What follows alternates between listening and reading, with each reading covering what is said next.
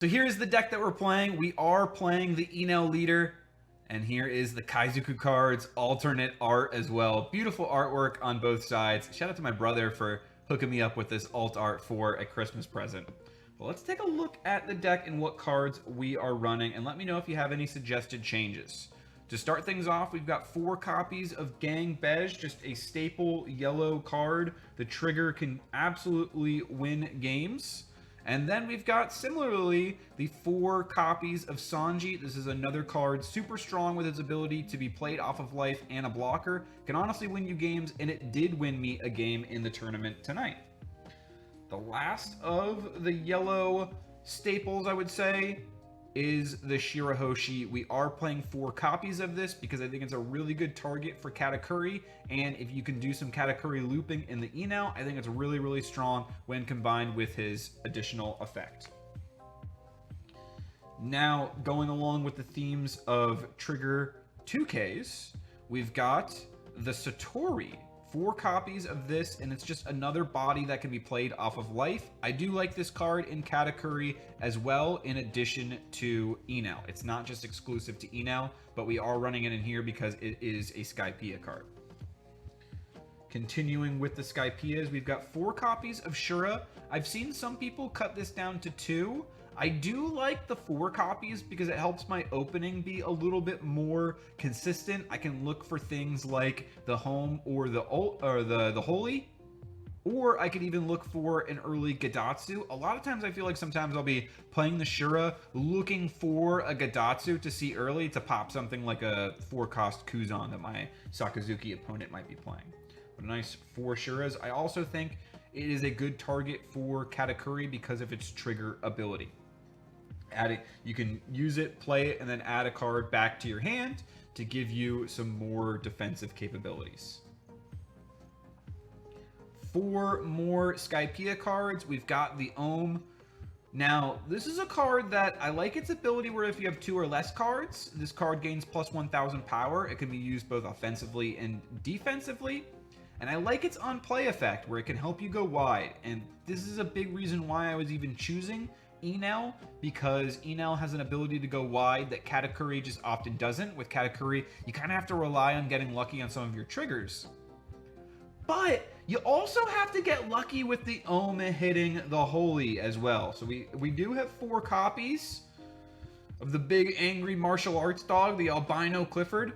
But this card, honestly, even though the combo can win you some games, it can also lose you some games by just sending Yamatos, Amarus, or Katakuris, other things that you definitely need to see like late game. Sending them to the bottom of your deck early can be really, really devastating, and I think that's something that I'm being a little bit more careful of. The more I've been playing this card, the more I've been feeling like I've been kind of getting burned by it. It's been making me want to go back to Katakuri. But the combo is really good when it does go off, and I do think it was a big factor in being able to beat Purple Luffy this time. Now, the last of the Sky Island Priests, we have 3 copies of Gadatsu. This was a card that I felt like early in the meta was super, super strong, and now as people are getting more experience, I feel like they're playing around it a little bit better, or maybe I'm just getting a little bit unlucky not seeing it as early as I would like to see it. It can kind of not be a strong card late game, but if you can get this in your opening hand and you're going first and can play it on curve, it can be really strong, especially in the Sakazuki matchup for popping things like Rob Lucci or Kuzan if you're playing the Starve, or even in against yellow popping things like a Sanji. And now 2 copies of Konus. This is just a Sky Island card with 2k counter power that I can grab off of the Shura. Let me know if you guys are running more than 2 copies of Konus, but I do feel like 2 copies is fine. And the last of the Sky Islands is also the first of our boss monsters in the deck. So I've got 3 copies of the Enel, and if I can manage to win a tournament with Enel, I will be rarity bumping this up to the SPs. Or let me know if you think I should go with the alt art instead, but I think probably the SPs is the move. But 3 copies, I do feel like I'm happy with this number at 3 copies.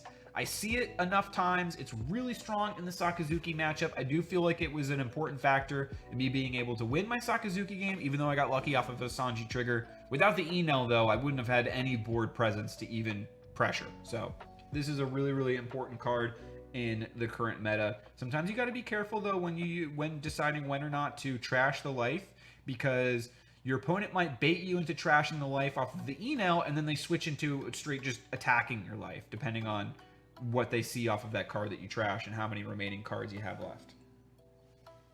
Next boss monster is the Charlotte Katakuri. I'm running 3 copies of the Charlotte Katakuri.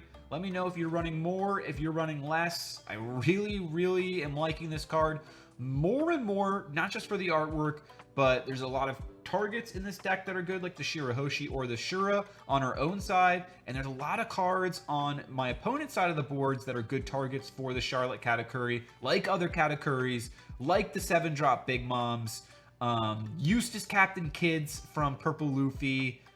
There's a lot of targets right now in the meta for the Katakuri. So Trafalgar Law, even 5 cost if you're playing red-green, that could be a good one because it doesn't have any counter power. So this card I'm getting a lot of usage out of, and it might even be something that I bump up to 4.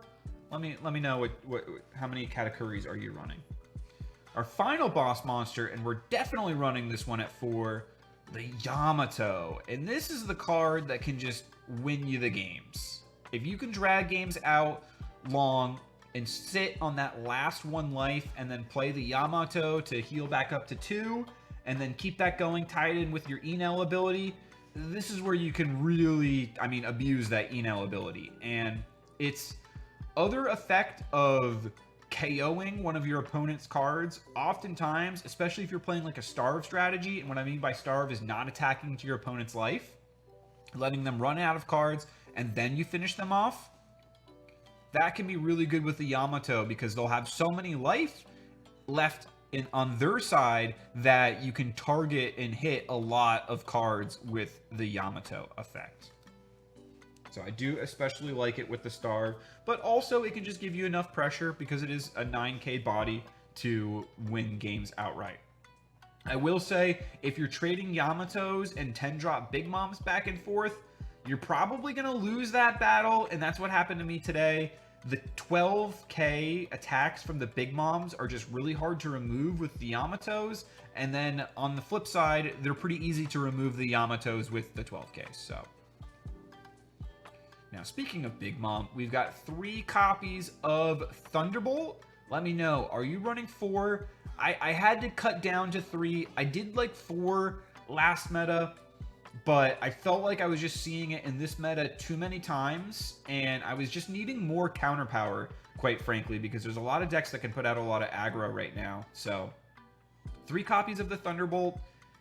It hasn't been as effective as I thought it was last meta. Maybe people are just playing around the Thunderbolt more, or maybe that's because I'm relying on this other card more, and that's 200 million volts Amaru. And I'm only running 2 copies of Amaru in my deck, and I might actually bump it up to 3. This might be a card that I bump up to 3. Let me know how many are you running, because you do have to only have one life to be able to activate the rest effect, which oftentimes you're playing this card to deal with your opponent's blockers, and most of the blockers that you're going to be dealing with are 4 costs, but there are some 5-cost blockers like Sabo or like the Eustace Captain Kid that you need the Thunderbolt to deal with. And of course, the Sabo, if you Thunderbolt it, it would have to be after the turn that it was played. But 2 copies of the Amaru. This card just wins games. And then sometimes I just get very, very, very sad when I play an Ohm and I send 2 copies of this to the bottom of my deck. And that's why I'm kind of thinking maybe I bump it up to 3. And sometimes even when I have 2 copies, it's hard to then be motivated or want to activate the trigger effect, because I'll know I'll need to keep that card in hand to try and push for game, using it to rest something like a Rebecca blocker or a Borsalino. And now final 2 cards of the deck. I am running 2 copies of the Charlotte Cracker. And the thinking behind the Charlotte Cracker is that it can be good against things like Purple Luffy, where I'll need to like put out a lot of aggro. It can be good against Katakuri as well. And that's pretty much it. Honestly, this card hasn't been as effective as I thought it would be. And if I did remove this card, maybe I could bump up another Katakuri, maybe I could bump up another Amaru, or should I just add 2 copies of the 7-drop starter deck Charlotte Linlin, because that's not something that I'm running any copies of in the deck. So let me know what you think. This is my Enel deck. So far, I've been enjoying it, but I'm definitely open to hearing other opinions, and next week even, we may play the Katakuri, so let me know in the comments if you'd like to see me play a Katakuri list in some tournaments and try my luck with that and give y'all a tournament report. If you enjoyed the video, I'd greatly appreciate it if you could smash that like button, comment down below, let me know what your thoughts on the deck is. If you had any suggestions, let me know what decks are you running in the OP05 meta? Are you playing the One Piece card game and enjoying it? And if you haven't already, I'd greatly appreciate it if you could subscribe to the Manatee Nation. I cover all kinds of different TCGs, collectibles, video games, and we're even building Legos out here, so let me know what you want to see, and hopefully I can bring it to you. But most importantly, I hope that you all have a beautiful rest of your day. Peace out, everyone. Let's go!